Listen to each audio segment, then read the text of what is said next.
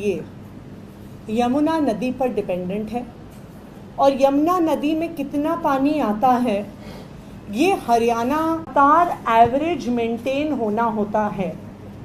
अगर आप 2023 में इस समय देखिए, अप्रैल के महीने में, मई के महीने में, जून के महीने में 674.5 फीट का water level minimum maintained Wazirabad में रहा।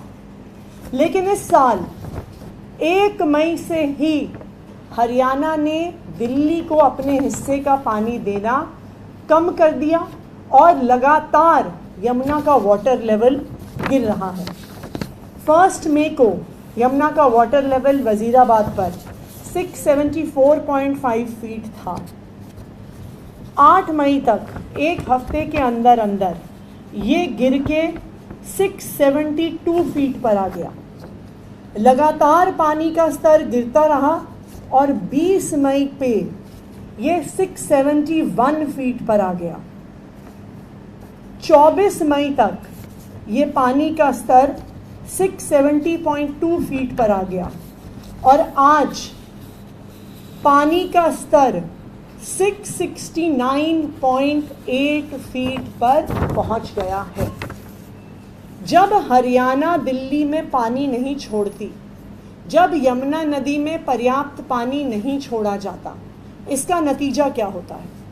इसका नतीजा ये होता है कि जो पानी दिल्ली के वाटर ट्रीटमेंट प्लांट्स में आ रहा है उस पानी की संख्या घट जाती है, उसका अमाउंट घट जाता है।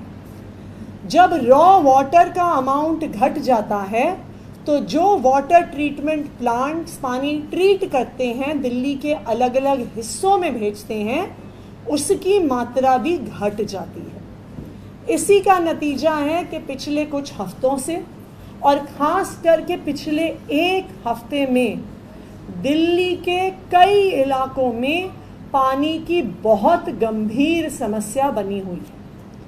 हमने इसको ओवरकम करने के लिए, जैसा कुछ दिन पहले भी मैंने आपको बताया था, जिन जिन एरियाज़ में बोरवेल्स हैं उनकी हमने रनिंग टाइम ऑलमोस्ट डबल कर दिया।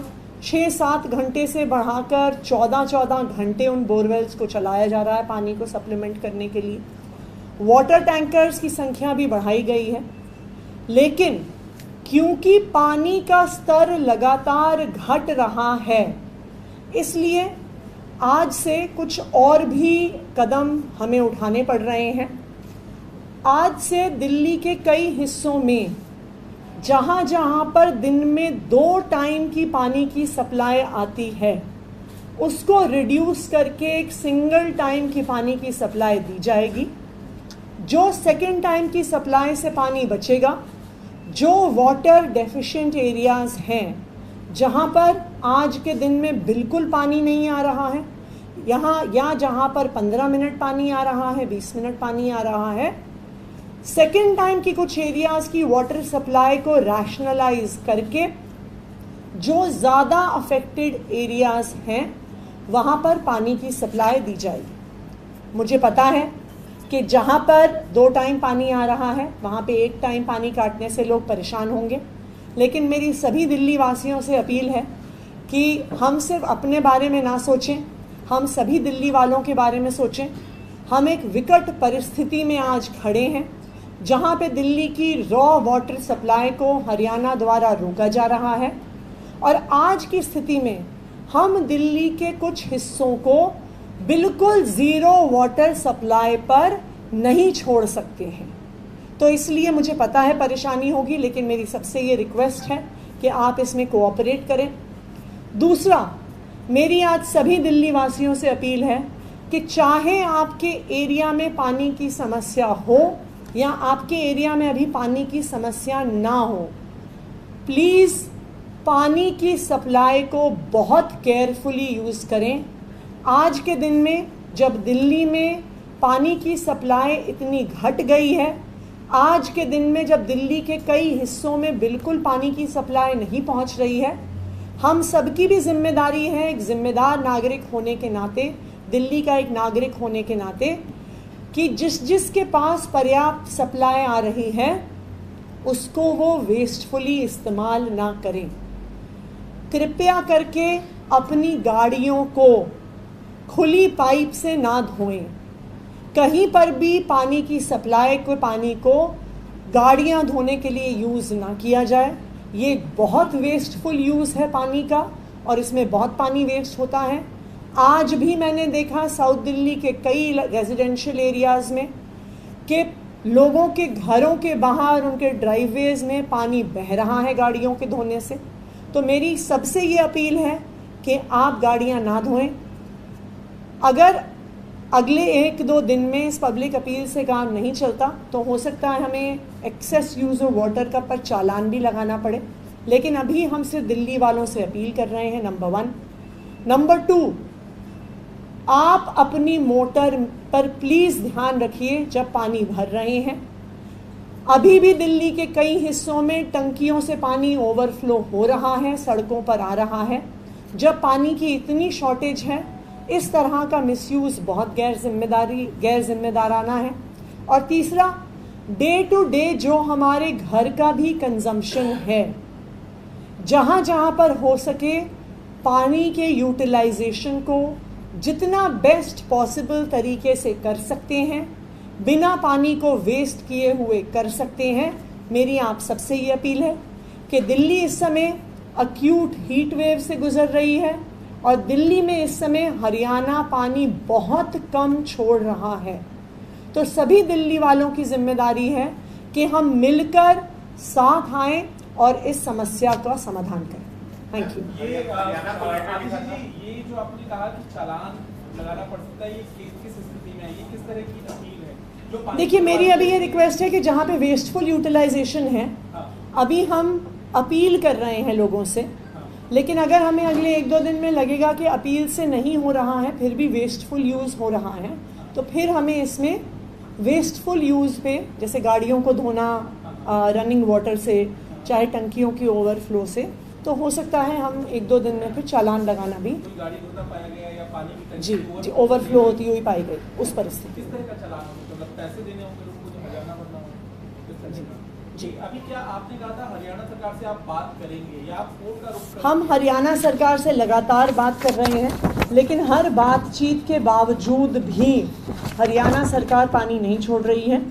अगर अगले 1-2 दिन में पानी की सप्लाई इम्प्रूव नहीं होती है तो बिल्कुल हम कोर्ट का रुख करेंगे, हम सुप्रीम कोर्ट भी जाएंगे, क्योंकि अगर लगातार इस तरह पानी का लेवल गिरता रहा, वो भी इस अक्यूट हीट वेव में, तो पानी की एक बहुत बड़ी समस्या दिल्ली वालों के लिए खड़ी हो सकती है। कुछ एरियाज़ में ऑलरेडी काफ़ी पानी की प्रॉब्लम हो रही है, क्योंकि पानी कम आ रहा है, इसलिए पानी कम, ट्रीटेड वाटर पानी की सप्लाई घट गई है। जैसा मैंने कहा, मैं सभी दिल्ली वासियों से अपील करूंगी कि सब लोग ये प्रयास करें कि हम बिल्कुल भी पानी आज की परिस्थिति में वेस्ट ना करें। ये बताएं कितना एमजीडी पानी हर दिन जरूरत है दिल्ली को और कितना ट्रीट कर पा रही, कितना दे पा रही? दिल्ली की जरूरत कितनी है, कितना? देखिए, वैसे भी दिल्ली में लगातार हम पानी की रॉ वाटर बढ़ाने के लिए हम प्रयासरत रहे हैं। दिल्ली में हमने हिमाचल से पानी लेने के लिए MOU भी किया हुआ है। उस MOU के तहत हिमाचल पानी देने को तैयार भी है 50 MGD, लेकिन उसको भी अपर यमुना रिवर बोर्ड में हरियाणा ने रोका हुआ है। तो अगर ज़रूरत पड़ेगी उसको भी हम सुप्रीम कोर्ट लेके जाएंगे, क्योंकि दिल्ली एक ऐसा शहर है जहाँ पर लगातार जनसंख्या बढ़ रही है। देश भर से लोग काम की तलाश में दिल्ली आते हैं, दिल्ली में सेटल होते हैं, इसलिए दिल्ली की पानी की डिमांड बढ़ रही है। दिल्ली में पानी की सप्लाई बढ़ाने पे सरकार लगातार प्रयासरत है। हीट वेव में स्वाभाविक बात है कि पानी की रिक्वायरमेंट बढ़ जाती है, लेकिन अनफॉर्चुनेट बात यह है कि बढ़ी हुई रिक्वायरमेंट के समय हरियाणा जिस तरह से पानी रोक रहा है, जिस तरह से दिल्ली के लोगों के साथ राजनीति कर रहा है, ये ठीक नहीं है। पानी का लेवल गिरने से तकरीबन 30 से 45 MGD का पानी का प्रोडक्शन घट जाता है डे टू डे बेसिस पर। मैम, ये एक डेटा चाहिए दरअसल, कितनी जरूरत है दिल्ली को पानी की और कितना MGD वो हम आपको बताएंगे। आतिशी, वो एक बीजेपी ने पीछे किए है, आपने जो आरोप लगाया था ऑपरेशन लोटस वाला, ऑपरेशन लोटस का की कोशिश की जा रही है विधायकों को आपके खरीदने की, तो कोर्ट की तरफ से भी नोटिस जारी किया गया, 29 जून की शायद डेट है, तो उस पर अब एक प्रतिक्रिया देंगे। मैं भारतीय जनता पार्टी से ये जानना चाहती हूँ कि उन्होंने गोवा में सरकार कैसे बनाई, उन्होंने मणिपुर में सरकार कैसे बनाई, बिना बहुमत के कर्नाटका में सरकार कैसे बनाई, बिना बहुमत के मध्य प्रदेश में सरकार कैसे बनाई, बिना बहुमत के अरुणाचल प्रदेश में सरकार कैसे बनाई, कैसे विधायक दूसरी विपक्षी पार्टियों से भारतीय जनता पार्टी में पहुंच जाते हैं, इस बात का जवाब भारतीय जनता पार्टी को देना पड़ेगा। भारतीय जनता पार्टी को इस बात का भी जवाब देना पड़ेगा कि ऐसा कैसे हो जाता है कि एनसीपी के 2 फाड़ हो जाते हैं और उनके जो सारे नेता भारतीय जनता पार्टी में आते हैं उनके एक एक करके सीबीआई और ईडी के केस खत्म हो जाते हैं। भारतीय जनता पार्टी ये जवाब दे कि छगन भुजबल जब एनसीपी से भारतीय जनता पार्टी में आते हैं तो क्यों सीबीआई और ईडी क्लोजर रिपोर्ट फाइल कर देती है। भारतीय जनता पार्टी इस बात का जवाब दे कि जब प्रफुल्ल पटेल भारतीय जनता पार्टी में आते हैं तो एयर इंडिया स्कैम के सारे मैटर्स का क्लोजर हो जाता है। भारतीय जनता पार्टी इस बात का जवाब दे कि अजीत पवार जब भारतीय जनता पार्टी में आ जाते हैं तो इकोनॉमिक ऑफेंसेस विंग उनके पत्नी उनके भतीजों के हो रहे उनके खिलाफ सारे केस बंद हो जाते हैं। तो operation lotus Bharatiya Janata party का जग जाहिर है। इस बात का जवाब आम आदमी पार्टी को नहीं देना, भारतीय जनता पार्टी को देना है कि बिना बहुमत पाए चुनाव में भारतीय जनता पार्टी अलग अलग राज्यों में सरकार कैसे बनाती है।